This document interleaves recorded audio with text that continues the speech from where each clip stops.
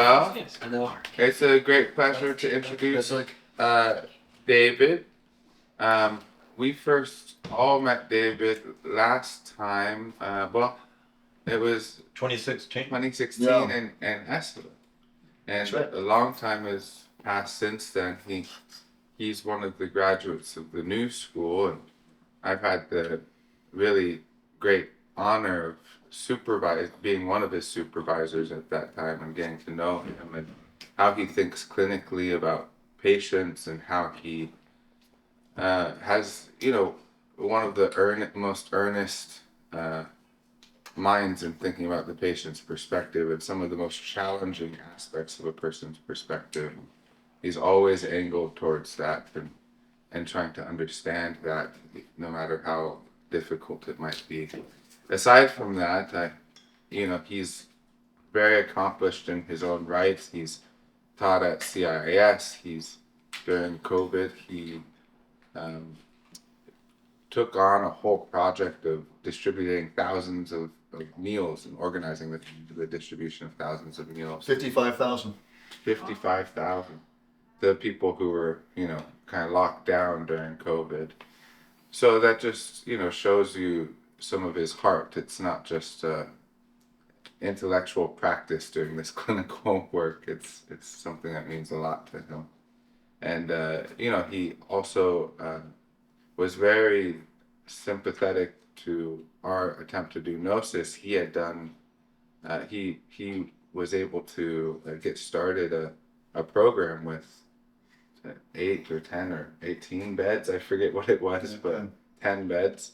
And, people going through psychotic experiences benefited from that for several years. And, he does supervision for a place called The Camp, where they work with addiction amongst other things. So we're very, very lucky to have him in as part of the new school and to see him graduating this year. And so and we're lucky to hear what he has to say about that today. So. Thanks, James. Thanks.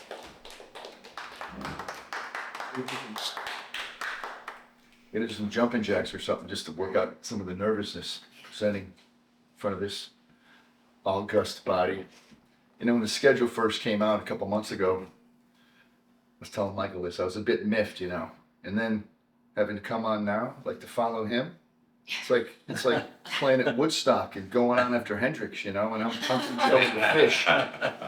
So I make a motion that for now on Montgomery has to go last. I second that. I know. You got to go too. Same thing. Yeah, you've got the advantage that we've all coffeeed up for you. Yeah, and maybe everybody's tired from a long week, so I was just a warm-up act for you. yeah, right. See, there's this humility from our Bodhisattva. For energy.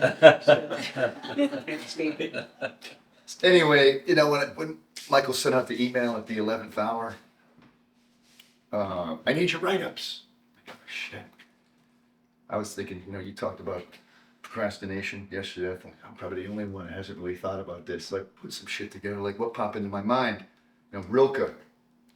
And I'm not even sure why, but he's going to be our muse today as we go through this.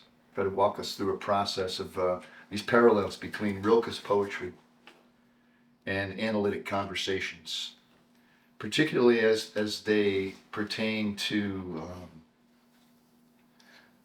walking someone. Well, with Rilke, it's the importance of going into the darkness of the world and the darkness of oneself to go through what he calls and frequently refers to as a grief process.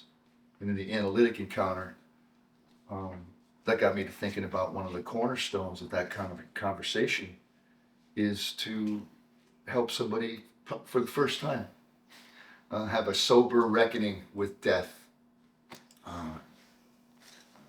in the sense of all that we really have coming, the only true guarantee that we have. And that without such a reckoning, life has a way of staying rather shrunken or stagnant. I was thinking this morning it's interesting to sit here with all of you and talk about death on the heels of all of these beautiful presentations and these musings and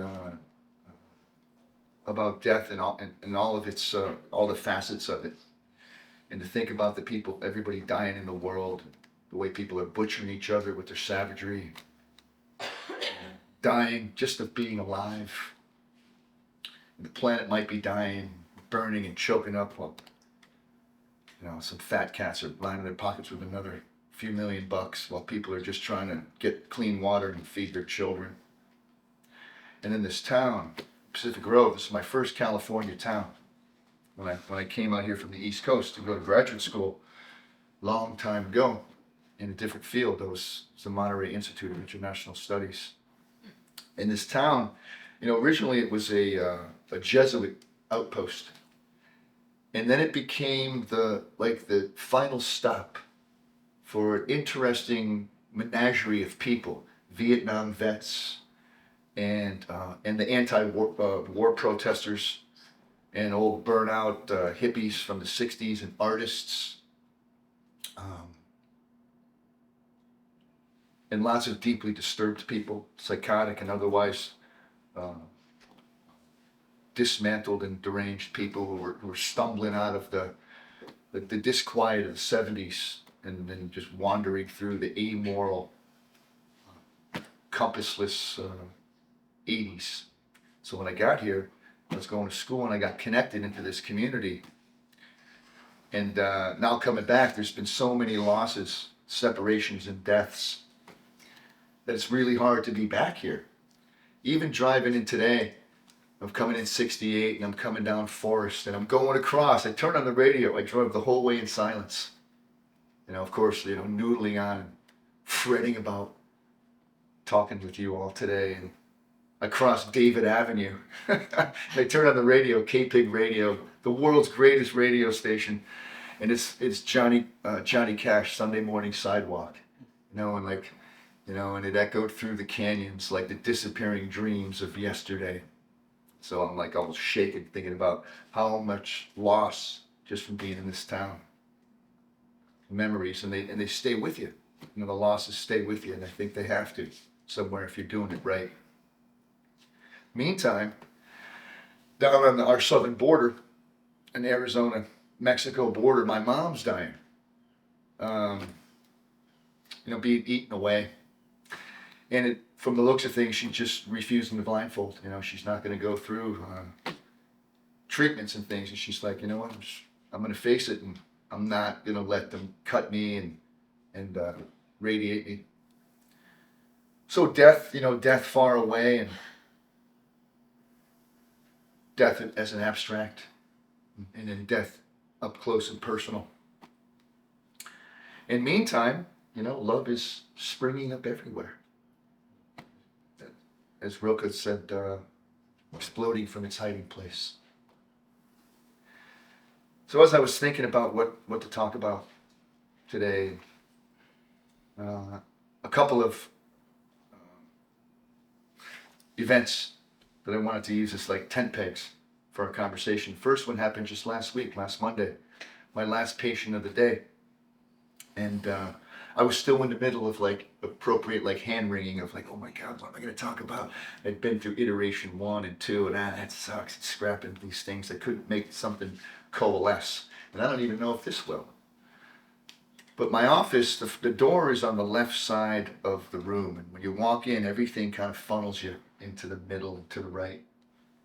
So here comes this cat. And we've known each other for a while. And he walks in and he looks to the left and he's like, something's different here.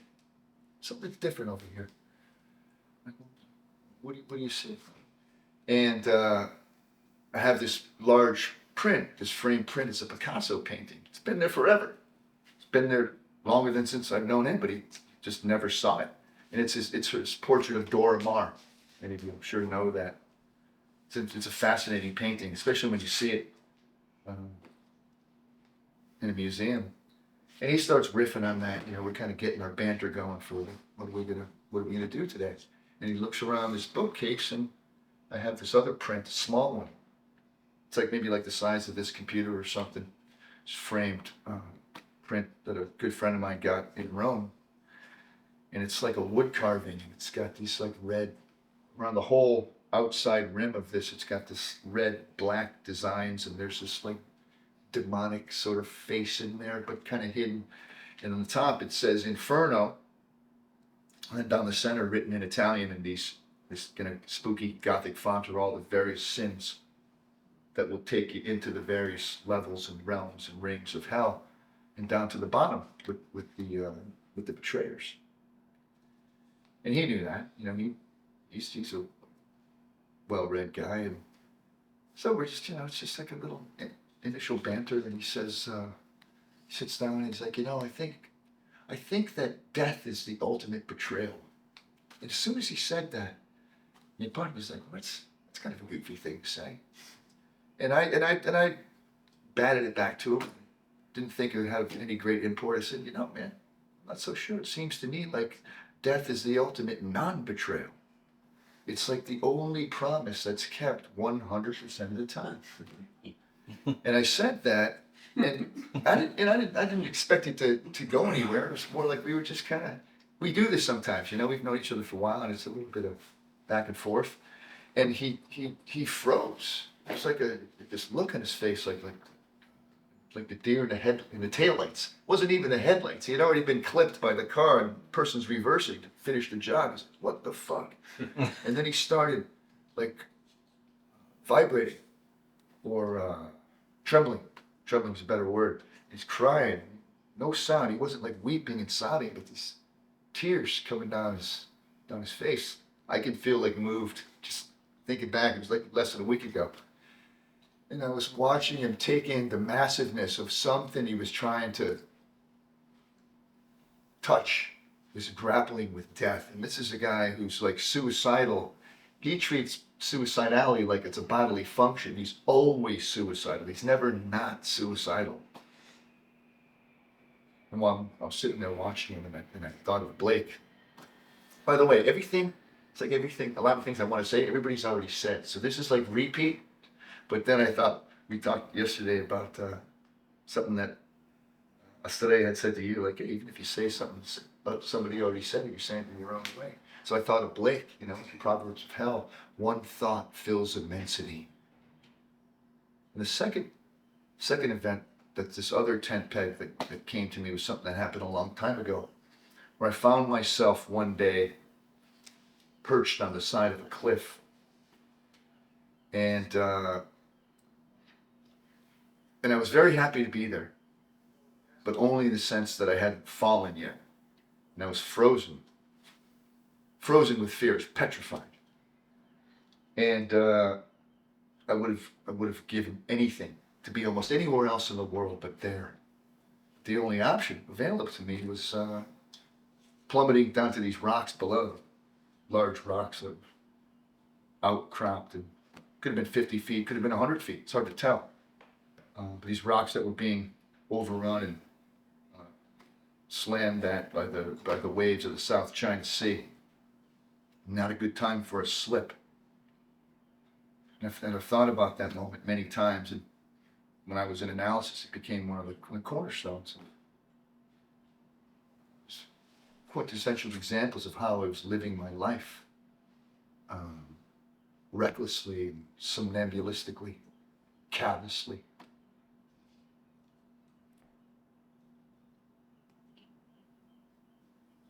Thinking about all the things I had done with guardrails up close, and taking turns at high speeds and jumping out of trees into chasms filled with water, standing on ledges, possibly high ledges, looking down. And just a whole life of just high speed, low drag.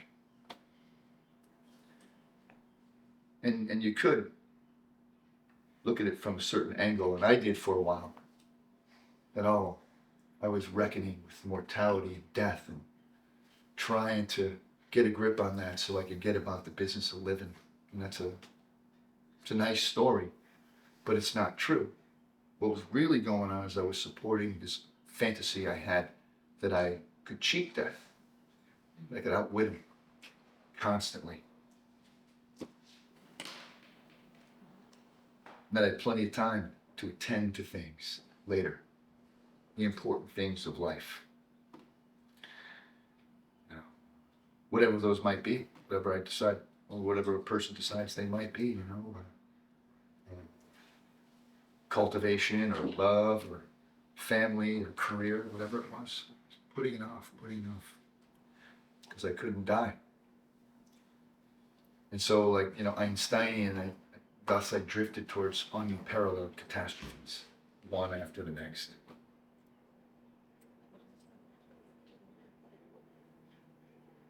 How do you get off the damn side of the cliff? You know, how do you stop ending up on the sides of cliffs? You wait? Do you just give up and plummet, or do you try to fly? Want to climb and take your chances? Risk it all? Just like with my Inferno client. This guy's a neurosurgeon. Worked for a famous hospital. He encounters death more days than he doesn't. He has his hands in people's bodies when they die. And you could think, well, yeah, he's got death he's got a pretty good perspective on it, but no, it's the same thing. The parallels between me and this guy are uncanny. It's all just his bargaining. You know, if I could save enough people, if I could just reckon with enough bloodshed and people just coming in, just shattered lives and shattered families. Hence why he was so thrown by my statement. But all of these shenanigans I'm talking about, you know, or like Bukowski, tales of ordinary madness. They're ways to achieve purchase somewhere. I love that expression, to achieve purchase. Just a toehold somewhere to cling to, maybe out of fear, or maybe out of relief, maybe out of desperation. And it's a way to do life, you know, Pink Floyd style, hanging on in quiet desperation. Literally hanging on. And many people live their lives this way, clinging, repeating, shrinking, turning away from, disavowing. And all the while, there's a longing that remains somewhere. Maybe it's imprisoned, you know, in some supermax prison, quarantined inside some isolation cell with no windows and no words. And a conversation waits. We get to Rilke because he talks about this massive energy that waits, a conversation waits, sometimes forever. To wait through pain and catastrophes and loneliness and death and regret. And that makes me think of Blake again. You know, to create a little flower is the labor of ages.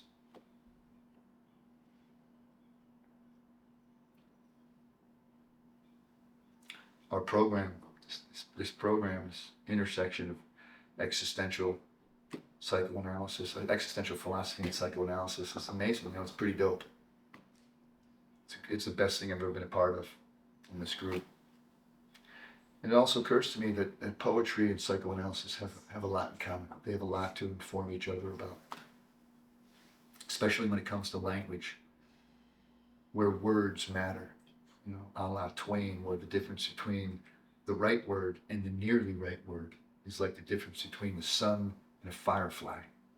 This ever reaching for the ever more accurate word and articulation of oneself. A never before articulated version of oneself. The song of oneself. Do I not only dare to sing it, but to compose it? So Rilke, I mean, and it's hard to choose a favorite poet, favorite musician, but Rilke's one of my favorites for sure. And you know, he could have easily been a psychoanalyst. In fact, several of the poems I read or reference today were written in the same year that Freud wrote Interpretation of Dreams. And he writes such beautiful, evocative, but really like gut punch poetry. And he doesn't write from the mountaintops. He's down in the muck. He's down in the darkness of things. subterranean, the broken end of the bottle, and the loneliness and the despair and the aloneness, sensing things and feeling things, studying things, the things of the world that he calls it, place where spirit resides. And he didn't just mean out in the world, he also meant the inner world, the things of the inside world. What Joseph Campbell talks about in one of his final books, I think his most beautiful book, The Inner Reaches of Outer Space, little book he wrote at the end of his life. All that is holy is below us and deep within us. So Rilke's like a psychoanalyst in that way. And he writes about the great forces that exist in the world that act upon a person, or the great conflicting forces inside a person.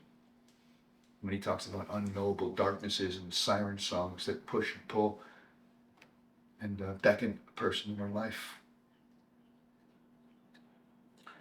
And so people come to us psychotypes, in various states of disrepair, wanting some type of conversation without even knowing what it is, or maybe not even recognizing it first when they see it. A great many of them are like Rilke's Panther. Most of you probably know that poem, the world is bars, and behind the bars, 100,000 bars. Behind those bars, nothing. And in this what century are we in? 21st century. I always think of 20th century Fox. I can't get 21st century in my head. People have just been beaten and bludgeoned and jaded, disenchanted or tuned, bound up. Basically had given up, were exhausted, hopeless, and resigned to their fate. And sticking with the Panther, all that's left is this dance of energy around a point in which a great will stands stunned and numb. And they come to us with their dead and their reified stories, spoken robotically, metallically, in the dead language that they speak when they first come to us. Or they come in all comfortable, sometimes and self-assured and successful, having never taken fire of any sort, having always been appropriate and done the right things for the right reasons, for the right people at the right time, very proper types. There's something feels off, but they can't quite grasp it. Every time they turn, it just goes off their field of vision. Something. They don't know where to look or where to go. And my experience tells me, and my cynicism might make an appearance here. By the way, the cynicism, I was writing this up and I realized, I don't really know the etymology of that word. Where the hell does it come from? And we know it comes from the cynics, but why are the cynics called the cynics? Where the hell does that come from? So I went to my trusty Eric Partridge etymology dictionary that Michael Thompson turned me on to. It's like, yeah, man, I noodle on that thing all the time. But it goes to the Latin word canis, the dogs. And so the cynics are literally the snarlers. They growl and snarl anytime someone tries to force feed them some reified mythology or some non-nutritious truths and explanations. So we had this ongoing joke/feud between Montgomery and I whenever I present a case. And man, in 2 years, we must have presented three, it was like 20 times, And he would always ask me. He stopped asking me at some point, because I kept giving him the same stupid answer. Why are they here? They're certainly not here because they want to get well. Why they're here, or to get better, why they're here is because they've found a glitch in their symptom programming, or their defensive fortifications have been breached or threatened. And they want help at first to rebolster those ramparts so they're safe again. Install symptom package 2.0 so they can get back to the business of the status quo of their lives. We laugh about that, but that's what I found to be true for many people. get back to not wondering and not looking in. And if there is a looking in, there's an emptiness in there. It's a bleak landscape, or maybe there's an ugliness in there, a little rottenness or a lack. Who the hell wants to look at that? And there's no looking out either. No looking out at the things of the world. We're looking out at the other humans. We're looking out at the relationship one has with the humans, reckoning with that. I think Rilke knew what some of the Russian writers knew, what Tolstoy knew in the death of Ivan Ilyich, that our day-to-day life with its patterns, its familiarities, its objects, its repetitions can begin to grow a husk around a person, a crust. It blocks anything fresh from coming in and blocks anything generative from going out. I've said this in talking about some of the patients I have, and you've heard me say this before, it's a no love in, no love out type of setup. Or at best, it's an attenuated version of love, or a deadened love. And nothing can crack or break the husk that it's built around. Nothing can sneak into the castle or scale its walls or smash the drawbridge. And so people come in these very stuck, dark places. The first poem that I want to riff on with you, or in front of you, and we'll talk about it after. It's possible I am moving through solid rock in flint-like layers as the ore lies alone. I am such a long way in, I see no way through and no space. Everything is close to my face, and everything close to my face is stone. I do not have much knowledge yet in grief, so this massive darkness makes me small. You be the master. Make yourself fierce. Break in. And then your great transforming can happen to me. And my great grief cry will happen to you.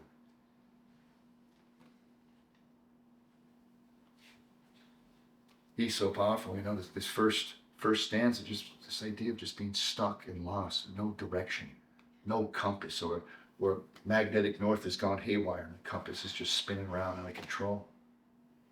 Faded to digging, pushing this solid dark place and not even knowing why. It's almost like this capitalistic grind. You just grind and you're ground and ground till there's nothing. Even it's just claustrophobic, it's coffin-like even in living. And notice how he uses the word grief twice in this second stanza. I do not have much knowledge yet in grief. My great grief cry will happen to you. Why might that be? What's he saying here? Why is it so important to know grief? And this is where he's saying, and I think this is where I think it really parallels the analytic path, that grief, death and grief must be encountered and reckoned with first. So space can be cleared where longing and desire can then enter. Death. Not formulaic, not some rigid, reified structure, but death and grief, longing and desire. And notice though the you in this, you be the master. There's this tremendous resistance to wanting to face death. Make yourself fierce. You break in and give me the knowledge I need, and then you experience the pain for me. I want the knowledge. It's like reminds me during Renat's talk when we're talking about this idea of transformation has to be messy. You can't just go to the oracle and get some wisdom and then outsource your pain to someone else. But it's tempting. And there's a plea here. Take me to the light. I'm tired of the darkness. It's frightening and it's deathly and painful, and I don't even know why I'm here. It's pain that I don't think I can bear. Here's where we really have to hear how split people are. But it's a silent splitting, a silent ambivalence of the clamoring. I want the light. I somehow want to feel better.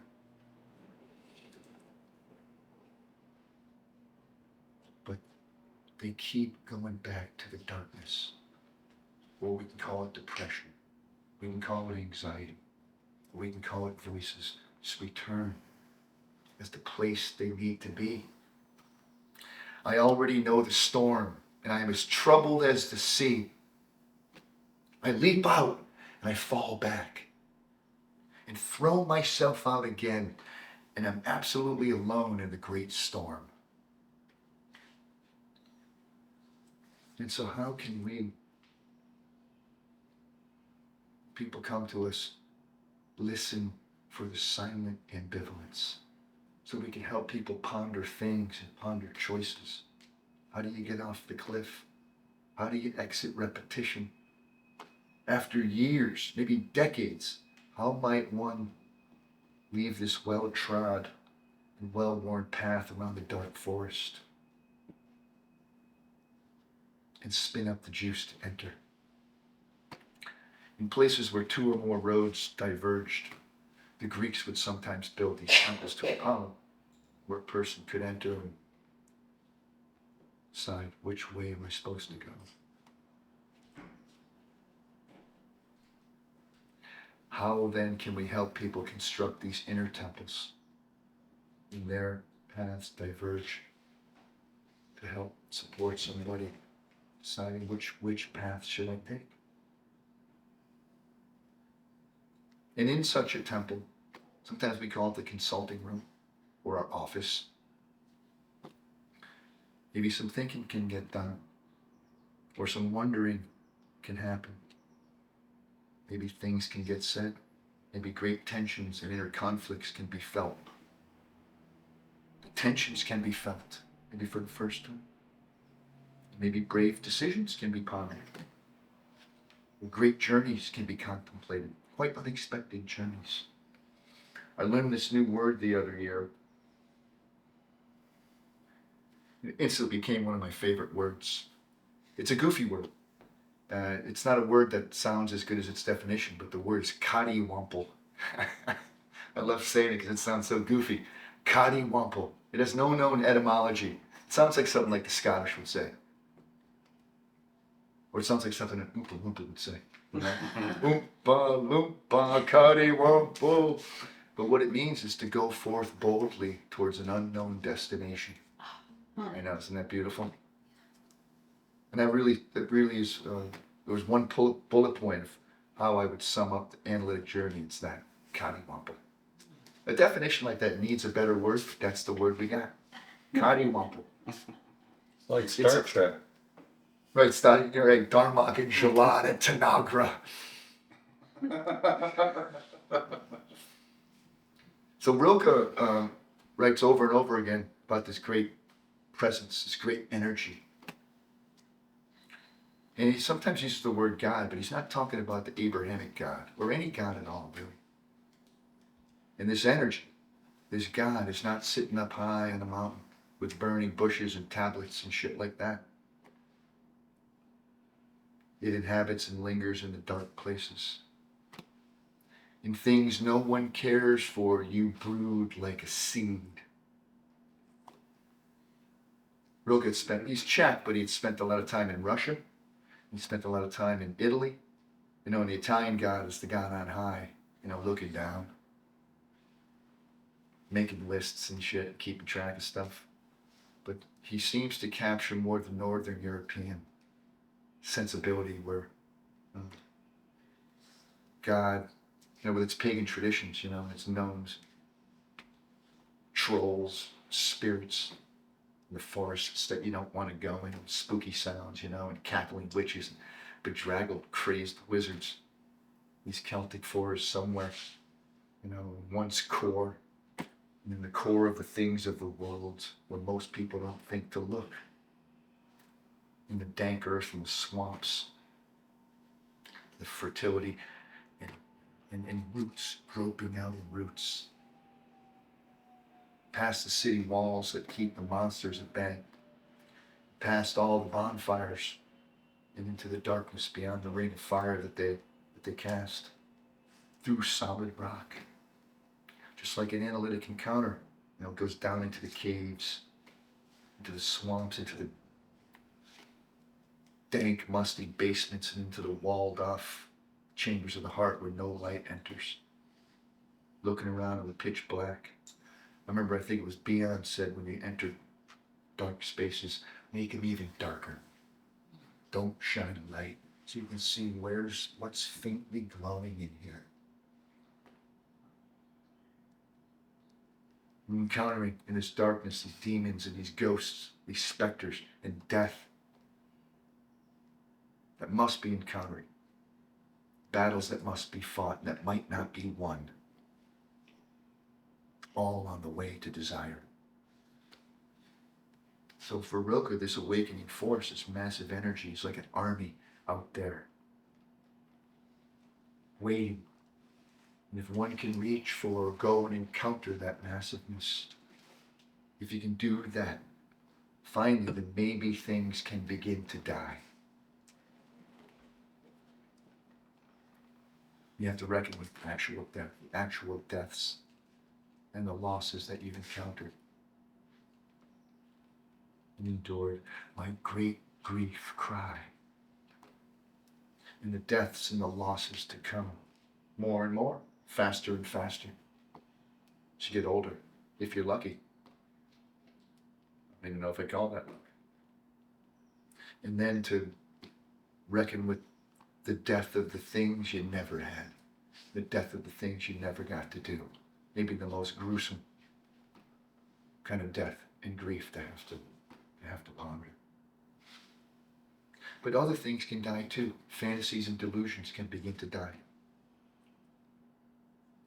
Paralysis, being frozen with fear, can begin to die. And the need for guarantees can die. Being sure about anything might die. Solipsism might die. And even the death of one's dreams. The dreams you reach for and never reach. And the failures you encounter over and over again along the way. And even notions of heaven and hell can die. And in all that dying, maybe some things can begin to be birthed. Desire. Michael Thompson might call it love. Rilke says of this that we are grasped by things that we cannot grasp. Something that changes us into something else.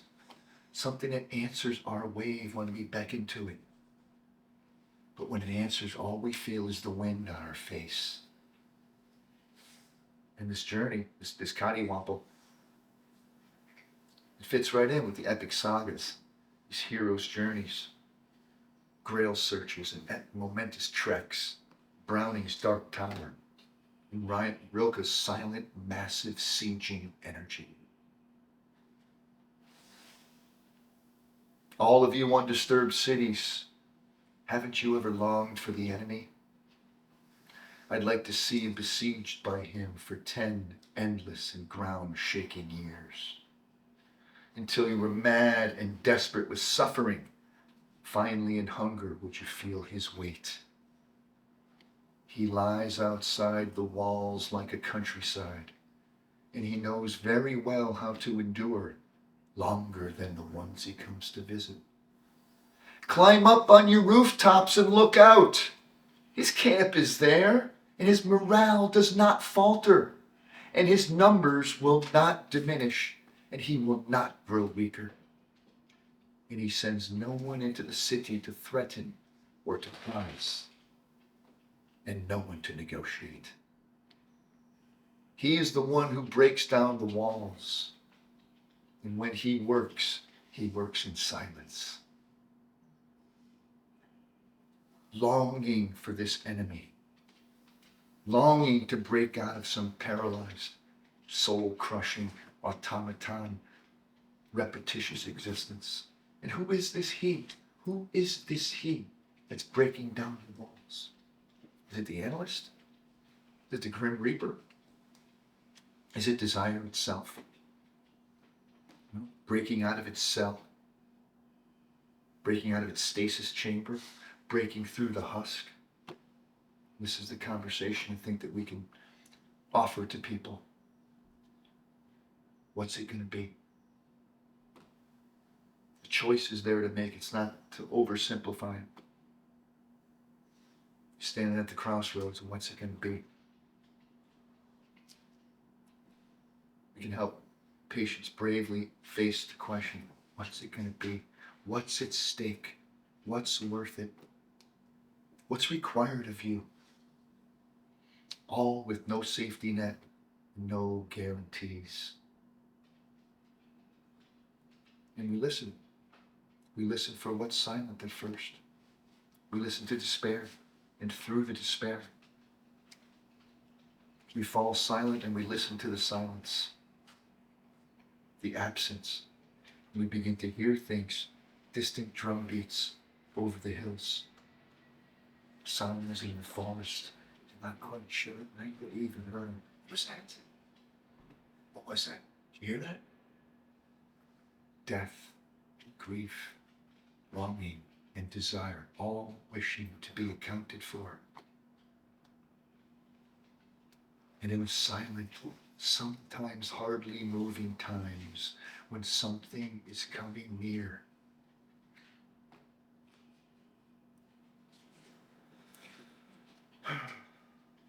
certain great artists and analysts sometimes can open up a space in the ear where a person can hear herself. Something new she maybe never heard before. Rilke is one such artist. Many of the people in this room are as well.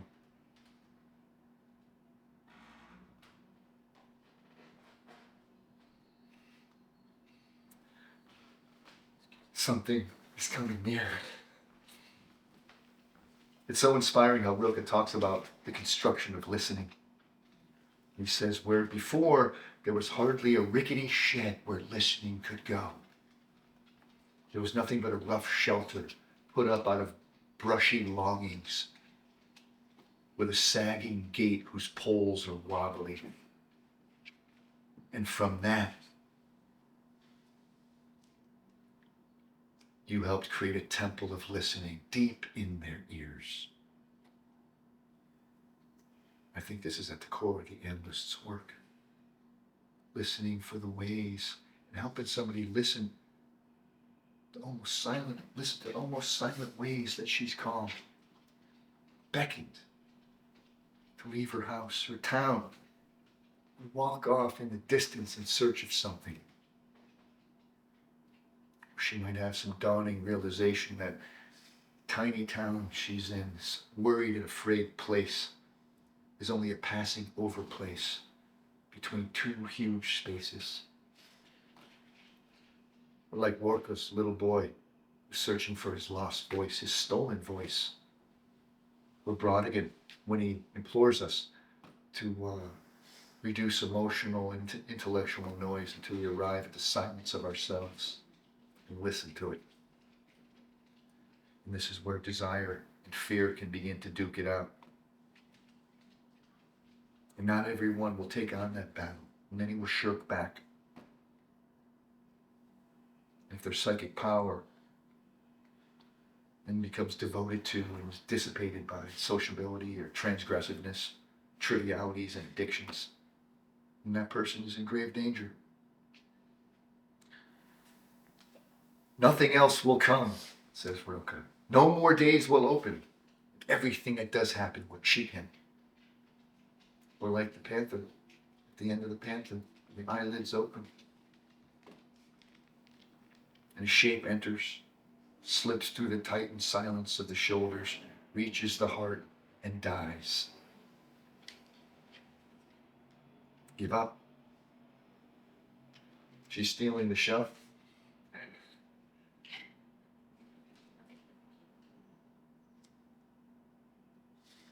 Rilke talks about loneliness. shirk back from the encounters that you have that are waiting for you. Loneliness. Being apart and lonely is like rain. It climbs toward evening from the ocean plains. From flat places, rolling and remote, it climbs to heaven, which is its old abode. And only when leaving heaven does it drop upon the city. It rains down on us in those twittering hours when the streets turn their face to the dawn. And when two bodies who have found nothing, disappointed and depressed, roll over. And when two people who despise each other have to sleep together in one bed, that is when loneliness receives the rivers. The gut punch of loneliness and despair. The price for shrinking back at the crossroads, desisting from the journey.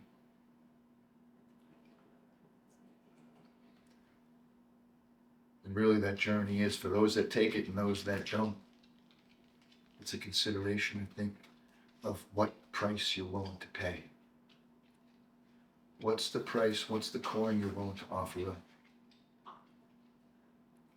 To be engaged in the world, to be engaged with the humans, then you must pay the price of loss and betrayal. The only relational outcomes. Or to shrink back from that, and you pay a different coin. Loneliness, bitterness, fear. Never being truly alive. No one gets off scot-free.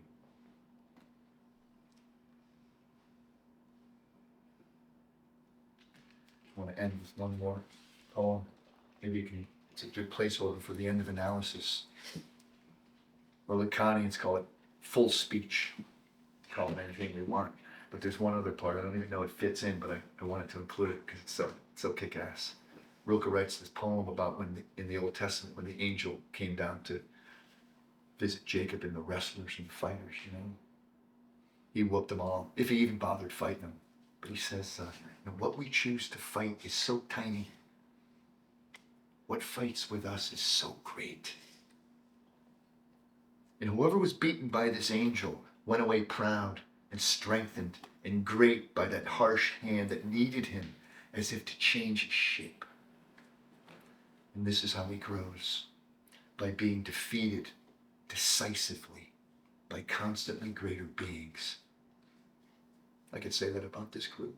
You know? I could say that about study martial arts. It reminds me of another quote that also is from the Bible. Iron sharpens iron. But the full quote is, just as iron sharpens iron, people sharpen people.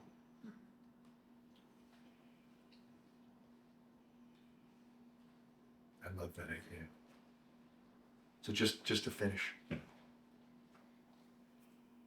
Thinking about when possibilities open, when doorways open, when a person gets out of his own sense of destiny or fate. My analyst used to say to me, get out of your destiny and into your history. It took me years to even know, what does that mean? Why do you say that to me?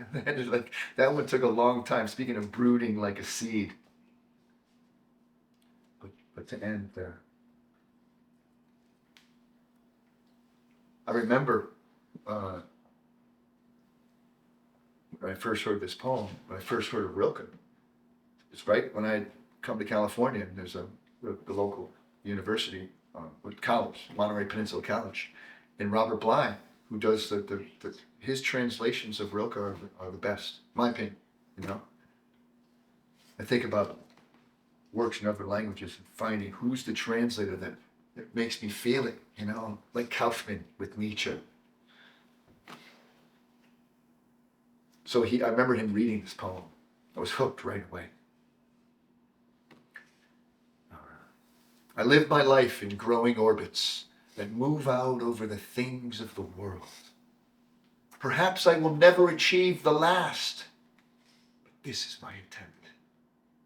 I am circling around God, around the ancient tower, and I have been circling for 1,000 years, and yet I still don't know if I am a falcon or a storm or a great song.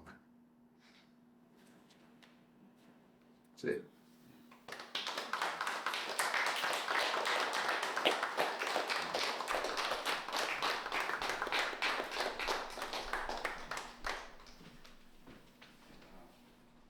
That's kind of mind blowing, just punch after punch. Something very evocative. Thank you. Great. And very moving to get together and to present it. I start like weeping. No.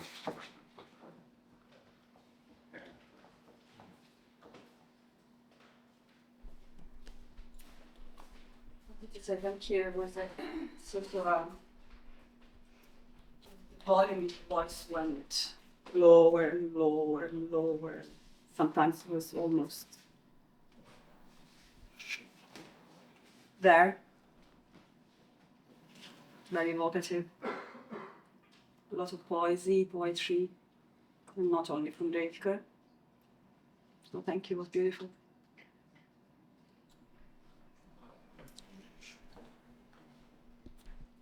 Beautiful, man. What was your process putting that together? My process? Wow, this. What do you mean? Clarify. Like, how did I come? The arc. So it just felt like such a Well, poem from beginning to end. when I put together the write-up, because I had to get something, then I was like, okay, I was going to first do a bunch of different poets or in mythology, and then I was like, fuck it, we're riding with Rilke, because it's worked. Then I also felt hemmed in by it. And it was, my first couple versions, iterations were all too intellectual, they're too mechanical, too frightening. And I met with a couple of close friends and went over it with them, and they gave us feedback. They're really close friends of mine, and then incorporating their feedback, it got even worse. The next verse was like, that was not mine. And so it took some time to really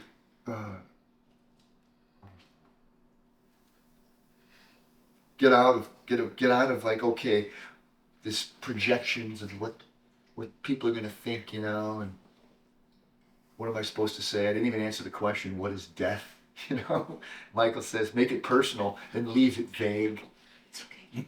So what would be personal? Talking about things that move me?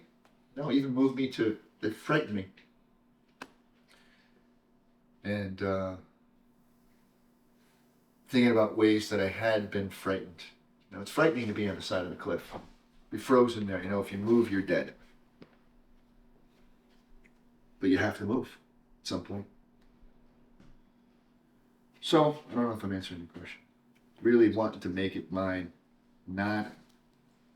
Even when you were talking, I'm like, man, he's weaving this fucking epic story, and I'm over here like in this, like I'm right here, right in front of my face, stone.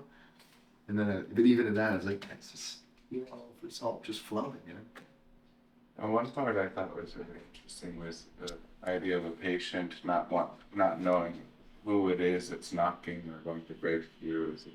Is it? Well, I don't know if it was the patient not knowing, but you would pose the question: who is it that's going to break through? Is it the analyst? Is it death? What is it? And it gave me to think that it's something that we can't, as a patient or as a person, can't really know what it is that we might be opening up to. When you open your heart to somebody, when you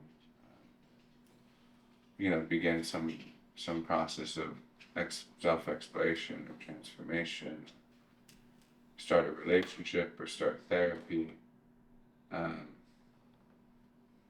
the patient can't really know, what it is at some other side, or any of us, anytime we open ourselves, to the possibility of having that sort of flintstone wall broken down, broken through. And I thought that was a powerful connection with death, because you had said, could it be the analyst, or could it also be death? How would someone know? It's out of what's familiar to them. And of course, in some ways, it is a death of what's familiar. Yeah, this the parallels of going out into the world and going into oneself. The reason I was even there was I when I got out of undergrad, I had to leave. I had to go out into the world, far away. And then to do that and encountering unexpected things, like I met this is what I texted you, this Qigong master. This guy was one of the most powerful people I ever met, in terms of like trying to go and find whether it's my healing or my path or my meaning. And it's like both have to happen. And then you encounter things that you can't know ahead of time. And they're not pleasant things. And they might not even be survivable things. But almost like, like in terms of not all survive those battles, doesn't matter. But it's the engaging that matters, I think.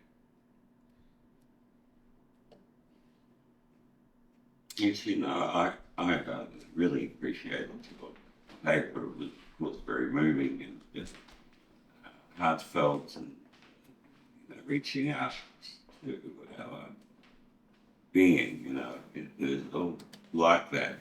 But the thing I was thinking about, and I was thinking a bit in relation to what James was even saying about patience, like you could imagine that there would be patients, especially patients who sought you out, if they knew that that's what you did, But it seems to me that it would be a kind of like a happy, or you might call it an unhappy few, that, and you'd have to go through a, real selection process and open the patient to the risks involved in this journey, because the journey you're describing is kind of scary, even though it's really worthwhile. So how do you, what's your experience with that, like with the patients you have, and then those patients, some of them, might well come to a brick wall, or get too scared or too worried, or say, this is not my thing. And then there'd be people who say, this is exactly what I want, and it's just perfect. But how do you deal with those kinds of issues? Well, I think that's a question that we can all riff on together. I learned when I was, I had created and was the director of this hospital diversion program in Santa Cruz. And there was already these step down programs that people are already in the hospital and they go to the step down. We opened up a program in the community in a home for people that all met criteria for 5150, and we took them instead. And I would always go, I learned this, always go to where they are, whether it's in the ER or in the jail or in a homeless camp or on the levee or in some SRO, to encounter them, so that it's like the encounter's already there. They're feeling me. Embedded in my energy is they're encountering me, which is not unlike the journey that they might choose to go on. And also it's setting the tone right from the start. They're choosing this. Even if somebody's telling them, go to Telos or go to the hospital, and and not everybody chose it. But then along the way, who knows? When you can't say ahead of time who's gonna shirk back and who's not. In Child Rolling to the Dark Tower came, Browning, the cat's going to find the dark night. And all along the way, he's going through spooky landscapes, and he has these moments where he's like, if I just disappear and I go to whatever city, they'll just think I died, and I can live the good life. Nobody will know. God damn it, I'll know. And even when he finds the dawning of the recognition, he's arrived, and there's the field. Oh, and there's that tree that I heard about. There's the dark tower. And he still had the moment where he had to put his horn to his lips and blow. No, that's going to be the battle to the death, and he's probably going to die. But he didn't know until the moment whether he would blow the horn. So I think it's moment to moment or crossroads to crossroads. And without having aspirations for the person. Yeah, go, keep going. Don't worry, it's just your death. It's just the dark night. But really helping people consider the path. That's the best answer I got right now. It sort of relates to that question, because what I have seen over and over again as you present your work, and now it's sort of it makes sense as you've described some aspects of your journey. You're not afraid to go sit at the edge of the cliff with them, to be almost sometimes an invisible anchor to keep them from falling, to keep them from jumping, and meeting them like wherever they are, in whatever shape they're in. I've seen you do this, not and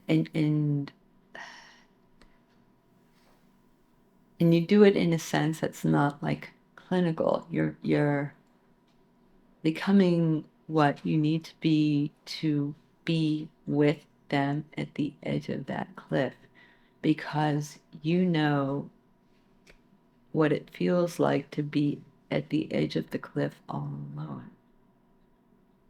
And you're making use of that in a very profound way. I appreciate that.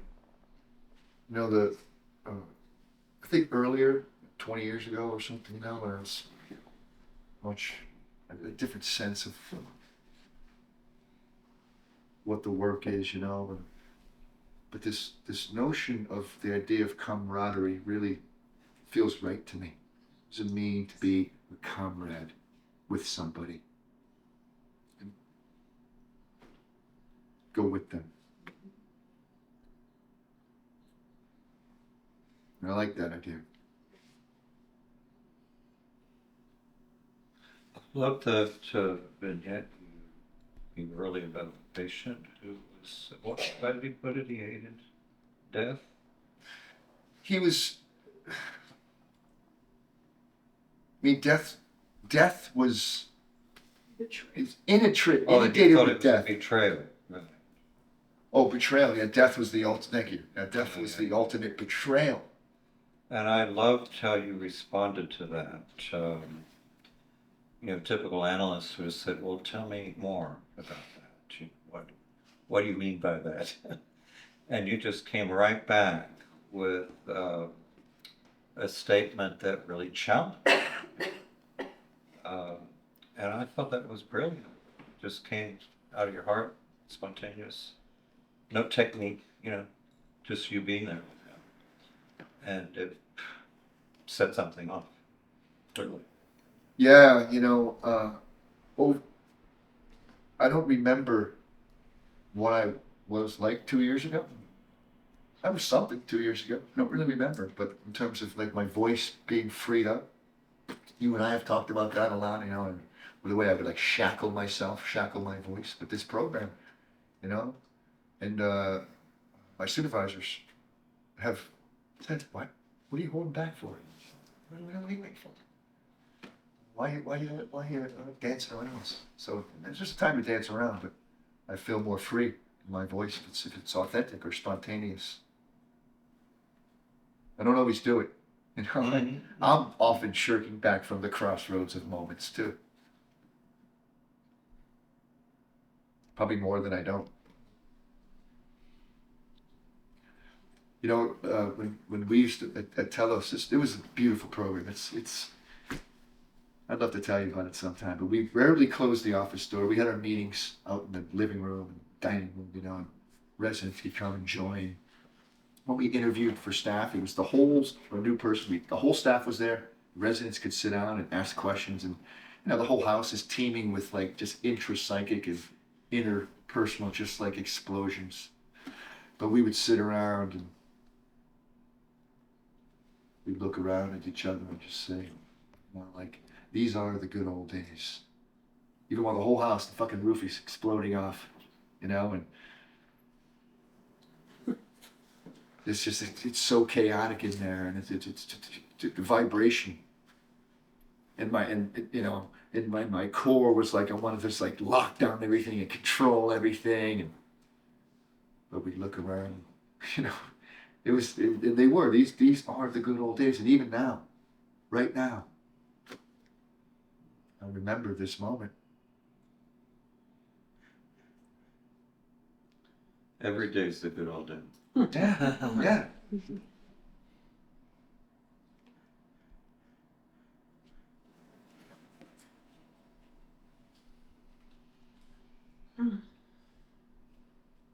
Well, if we don't have any more questions, maybe time to say thank you.